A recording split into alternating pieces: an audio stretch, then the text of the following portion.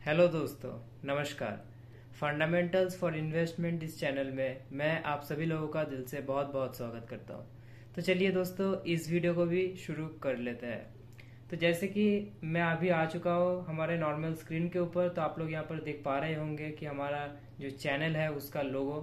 तो आज हम लोग स्पेशली बात करने वाले हैं कि इंडेक्स में थोड़ा बहुत गिरावट हुआ है, उसको लेके क्या नया इंट्रोड्यूस हुआ है मार्केट में, उसके साथ साथ क्या नए डेवलपमेंट्स हुए हैं, या फिर ये जो क्रैश हुआ है उसके साथ साथ कौन कौन से ऐसे फंडामेंटली स्ट्रॉन्ग स्टॉक्स है जिसको भी हम थोड़ा बहुत स्टडी कर सकते हैं। इसके साथ साथ बहुत सारे स्टॉक्स ऐसे भी है, जैसे कि मार्केट ऊपर से करेक्ट तो हुआ है पर स्टॉक ऊपर से ज्यादा कुछ गिरा नहीं, और बहुत सारे स्टॉक्स ऐसे भी है मार्केट करेक्ट होने से पहले या फिर मार्केट करेक्ट होने के बाद भी अच्छा खासा ऊपर से करेक्शन आ चुका है।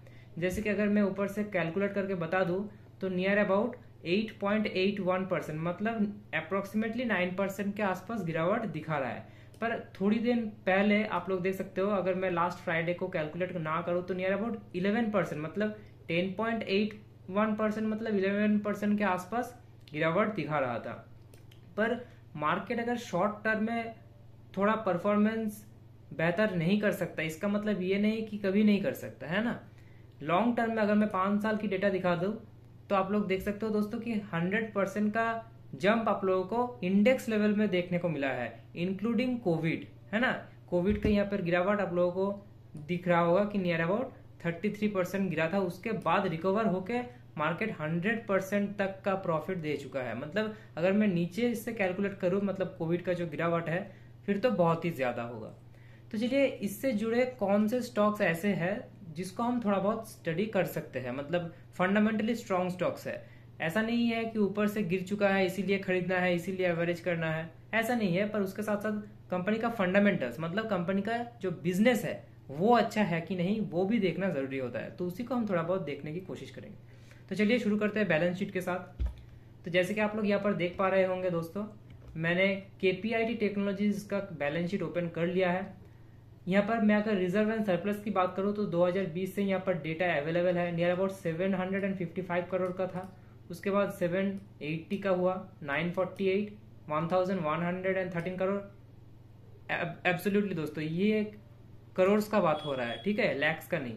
उसके बाद फिलहाल 2024 में आप लोग देख सकते हो कि नियर अबाउट 1330 करोड़ का रिजर्व एंड सरप्लस देखने को मिल रहा है।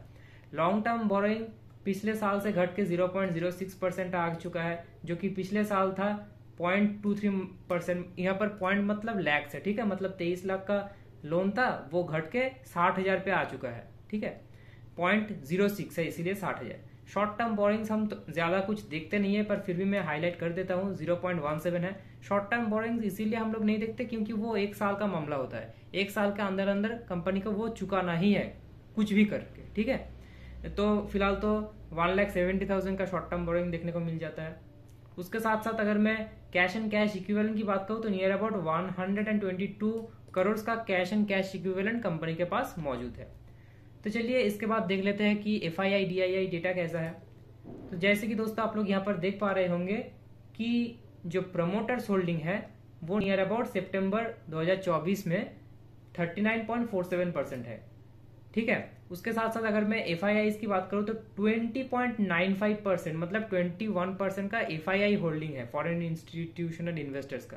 मतलब जो देखिए बिकवाली तो यहाँ पर भी हुआ है दिसंबर 23 में, अगर आप लोग देखोगे तो 2023 का अगर आप डेटा देखोगे तो 26.48% का होल्डिंग्स था, वो घट के 20.95% हो चुका है। अब आप सभी को पता है कि एफ हमारे बाजार से माल काट रहा है, मतलब प्रॉफिट बुक कर रहा है या फिर शेयर्स बेच रहे हैं, और बाहर कोई अगर अच्छा कंट्री लग रहा है जैसे कि चाइना हो गया, वहां पर अभी थोड़ा बहुत इन्वेस्ट ज्यादा कर रहा है, तो हमारे बाजार से थोड़ा बहुत पैसा जा रहा है एफआईआई की तरफ से।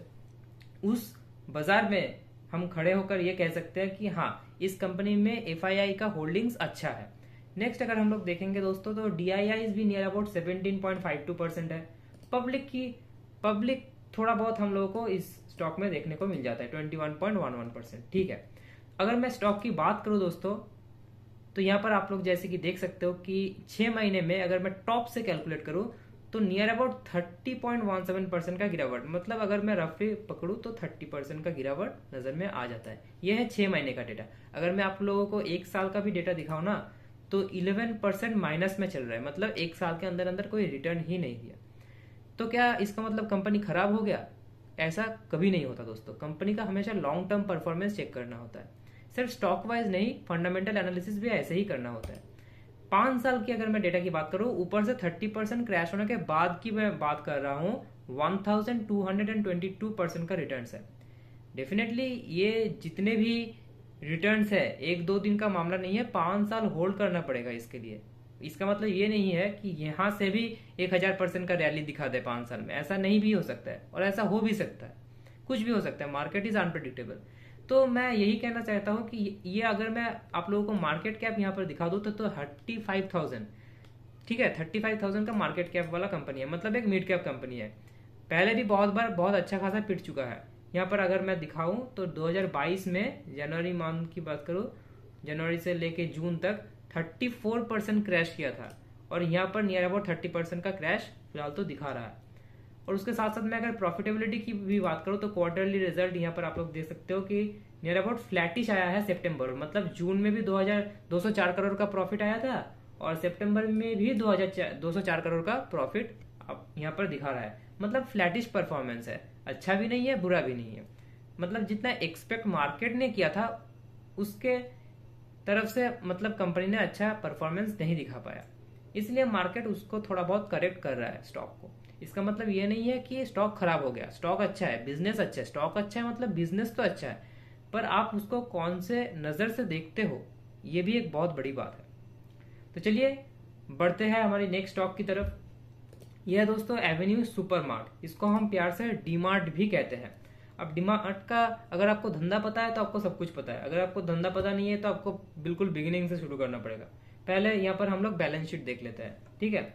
ये एक, मैं पहले ही कह दूं कि ये 1 लाख करोड़ की कंपनी है, मतलब इस 2-3 साल में धीरे धीरे करके जो मार्केट कैप है इसने बहुत अच्छा खासा गेन किया है। फिलहाल 1 लाख करोड़ की कंपनी है। तो अगर मैं 2020 की बात करूं तो 10,000 करोड़ का रिजर्व एंड सरप्लस, उसके बाद 11,000 करोड़, 13,000 करोड़, 15,000 करोड़, और फिलहाल 2024 में नियर अबाउट 18,629 करोड़ का रिजर्व एंड सरप्लस नजर में आ जाता है। और मैं रिजर्व एंड सरप्लस की भी बात कर दूं, रिजर्व वो होता है जो कि कंपनी के एसेट्स में पड़ा होता है फॉर फ्यूचर यूज। मतलब कंपनी अगर कोई एक्सपेंशन करना चाहे, ठीक है, उसके बाद अगर कोई बिजनेस खरीदना चाहे, जैसे कि मान लो कि जोमेटो ने ब्लिंकिट को खरीद लिया। ब्लिंकिट तो पहले ब्लिंकिट नहीं था, पहले कुछ और था, जेप्टो वगैरह, जेप्टो नहीं, पहले ब्लिंकिट ग्रोफर्स था। उसके बाद जब जोमेटो ने खरीदा उसका नाम चेंज करके ब्लिंकिट कर दिया। तो ये जो एक्विजिशंस होता है, मार्जर होता है, इसीलिए तो कंपनी को पैसा लगता है। वो पैसा रिजर्व में पड़ा होता है कंपनी के, ठीक है, सरप्लस में नहीं। पर हम लोग रिजर्व एंड सरप्लस जो है साथ ही लिख देते हैं। और जो सरप्लस है, सरप्लस का टर्म्स अलग है, उसका मीनिंग अलग है। सरप्लस वो है जो कि प्रॉफिट पड़ा होता है कंपनी के पास, वो होता है सरप्लस, ठीक है दोस्तों। नेक्स्ट चलिए देख लेते हैं कि लॉन्ग टर्म बोरिंग्स कितने। बोरिंग्स मतलब आप सभी को पता ही होगा, फिर भी मैं कह देता हूँ कि जो हम ब्याज में पैसा उठाते हैं उसको ही बोरिंग्स कहते हैं, लोन कहते हैं। बहुत सारे भाषा है लोन का, ये बोरिंग्स भी एक दूसरी भाषा है। 2024 में 314 करोड़ का कर्जा फिलहाल तो देखने को मिल रहा है। पहले जीरो था, ठीक है, कर्जा लेना कोई पाप नहीं होता, पर कर्जे का सही इस्तेमाल करना अच्छी बात है। पर अगर कोई कर्जे का बुरा इस्तेमाल कर रहा है तो वो अलग बात है। इसका मतलब ये नहीं कि ये कंपनी कर रही है, ये हमको कुछ भी नहीं पता इसके बारे में।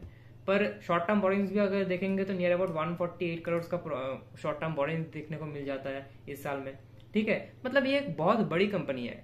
इतना बड़ी कंपनी में अगर लाख करोड़ का कर्जा है, जैसे कि हम लोगों को अदानी में बहुत बड़ा बड़ा कर्जा देखने को मिल जाता है। और फिलहाल का इंसिडेंट आप सभी को तो पता ही है, और अगर नहीं पता है तो कमेंट करके जरूर बताओ, मैं एक वीडियो उसके ऊपर पूरा डिटेल में बना दूंगा, ठीक है।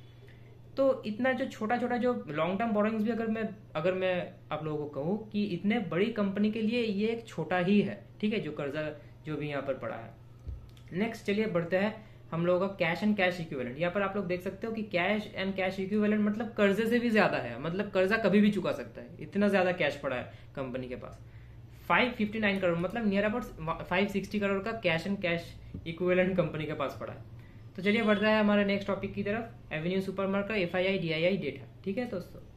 तो जैसे कि आप लोग यहाँ पर देख पा रहे होंगे कि मार्च सितंबर में यहाँ पर आप लोग देख सकते हो कि नियर अबाउट 74.7% का प्रमोटर्स होल्डिंग, कोई प्लेज्ड शेयर्स नहीं है। प्लेज्ड शेयर्स मतलब शेयर्स के बदले जो गिरवी रख के जो पैसा उठाया जाता है, ठीक है, शेयर्स को गिरवी रख के जो पैसा उठाया जाता है उसको हम लोग प्लेज्ड शेयर्स कहते हैं अकाउंटिंग के टर्म में। तो प्लेज्ड शेयर्स आप लोग देख सकते हो कि जीरो है, कोई कर्जा नहीं है। ये बहुत अच्छी बात है। नेक्स्ट आप लोग देख सकते हो इस गिरावट के माहौल में भी जो इंस्टीट्यूशंस है, स्पेशली जो फॉरेन इंस्टीट्यूशन इन्वेस्टर्स है एफआईआई, वो 9.2 से बढ़ के 10 हो चुका है इस कंपनी में। डीआईआईज अपना माल थोड़ा बहुत यहाँ पर कट चुके हैं, 8% से लेके नियर अबाउट 7.5% हो चुका है। और पब्लिक भी थोड़ा बहुत यहाँ पर कम होते हुए देखने को मिल रहा है। पब्लिक तो आप लोगों को पता ही है दोस्तों, जब भी गिरावट का माहौल होता है पब्लिक अपना माल बेच के निकल जाता है और तब खरीद लेते हैं बड़े लोग, मतलब एफआईआईज और डीआईआईज। उसके साथ साथ प्रमोटर्स भी खरीद लेते हैं क्योंकि पता है उनको कि सस्ते में मिल रहा है। तो आप लोग यहाँ पर देख सकते हो कि जून में 8.1% था और फिलहाल तो 7.9% नजर में हम लोगों को आ रहा है। अगर मैं स्टॉक प्राइस की बात करूं तो यहाँ पर आप लोग देख सकते हो कि एक महीने में, और अगर 6 महीने की भी बात करूं तो नियर अबाउट ऊपर से कैलकुलेट कर दूं तो 33% का गिरावट। एक लार्ज कैप कंपनी है, एरी गहरी कंपनी नहीं, लार्ज कैप कंपनी में 33% का गिरावट नजर में आ जाता है। अब इस गिरावट के पीछे का रीजन भी है, जैसे कि अगर मैं जेप्टो या फिर ब्लिंकिट की बात करूं, जैसे कि मैंने आप लोगों को एग्जांपल दिया, तो उन लोगों का ना जो बिजनेस है, जैसे कि ई कॉमर्स, फास्ट कॉमर्स या फिर क्विक कॉमर्स भी जेनजी लोग कहते हैं, वो बहुत जल्दी घुस गया बिजनेस में। ठीक है, वो भी धंधा वही कर रहे हैं, आटा चावल भी बेच रहे हैं, है ना, तेल नमक वगैरह ही बेच रहे हैं, पर क्विक कॉमर्स का जो बिजनेस है उन लोगों ने जल्दी से पकड़ लिया। इसीलिए जब जोमेटो का शेयर्स आप लोग देखोगे, जब लिस्टिंग हुआ था 100 रुपए, 110 के आसपास शायद होगा, उसके बाद 50 के आसपास आ गया था, तब उसको कोई देख भी नहीं रहा था। पर 50 से जब भाग के 200 220 चला गया तब उसको हर कोई देख रहा है। पर कोई अगर जोमेटो को 50 रुपए पे देखा होगा और देखा होगा कि हाँ भाई ये एक्विजिशन कर रहा है ब्लिंकिट का, इसका धंधा बन सकता है बिजनेस में, अगर तब कोई दाव लगाया होगा तो आज वो 200-250% का प्रॉफिट में है ना। तो ऐसा ही है। इसका मतलब ये नहीं है कि डीमार्ट कभी भी जो क्विक कॉमर्स वाला बिजनेस है इस पे नहीं आएगा, ये भी आ सकता है, और जब आएगा तब भौकाल मचा देगा, है ना, क्योंकि ये एक लार्ज कैप कंपनी है, पैसों का कोई कमी नहीं है, कभी भी कुछ भी कर सकता है। जैसे कि जियो मार्ट हो गया, है ना, पहले तो उनका जो बिजनेस था ऑफलाइन ही था, ऑफलाइन स्टोर्स देखने को मिल जाता था, अभी भी है, पर क्विक कॉमर्स में भी वो लोग पहुंच गए। पहले जो जियो मार्ट है उस पर हम लोगों को जो भी हम सामान मंगवाते थे नियर अबाउट 2.5 डेज लगता था, 3 डेज लगता था, और अभी आप शाम को बुक करो तो कल सुबह को आ जाएगा, सुबह को बुक करो तो शाम को आ जाएगा। मतलब टाइमिंग जो पीरियड है बहुत कम हो चुका है अभी, तो ये एक अच्छी बात है। नेक्स्ट अगर मैं इस कंपनी का ही 5 ईयर्स का डेटा बता दो तो नियर अबाउट 96% का रिटर्न दे चुका है। मतलब ऊपर से जो गिरावट है उसको पकड़ के 96%, अगर मैं गिरावट ना पकड़ू तो 100% के ऊपर है, एफडी से तो बेहतर ही है। ठीक है, मैं कैलकुलेट करके आप लोगों को बता ही देता हूँ। यहाँ पर आप लोग देख सकते हो कि नियर अबाउट, अगर मैं बताऊँ आप लोगों को, नियर अबाउट 195%, मतलब नियर अबाउट 200% के आसपास प्रॉफिट दिखा रहा है। अगर मैं गिरावट को छोड़ दूं तो गिरावट को लेके थोड़ा बहुत नुकसान होता हुआ देखने को मिल रहा है, पर मैं वही कह रहा हूँ। यहाँ पर देखिए, जब यहाँ पर गिरा था मार्केट, ठीक है, अगर तब कोई दाव लगाया होगा तो वो अभी भी प्रॉफिट में है, 11% का प्रॉफिट है, पर फिर भी प्रॉफिटेबल तो है। यहाँ पर आप लोग देख सकते हो कि 64% का प्रॉफिट था जब किसी ने नीचे दाव लगाया होगा, जब ऊपर चला गया था मार्केट 64%। अब टॉप टू बॉटम तो कोई कैलकुलेट कर नहीं सकता, मैं भी नहीं कर सकता, आप भी नहीं कर सकते, कोई भी नहीं कर सकता, है ना। पर फिर भी हम लोगों को ये हमेशा दिमाग में रखना होगा कि कोई भी कंपनी, अगर किसी का धंधा अच्छा है, चल रहा है, प्रॉफिटेबल है, कर्जा कम है, कोई प्लेज्ड शेयर्स नहीं है, पर कंपनी गिर रहा है, कि हाँ हो सकता है कि इसका ही अगर मैं आप लोगों को दिखा दूं ना, मान लीजिए मैं अभी आपको दिखा देता हूँ कि डीमार्ट अगर मैं सर्च करूँ, एवेन्यू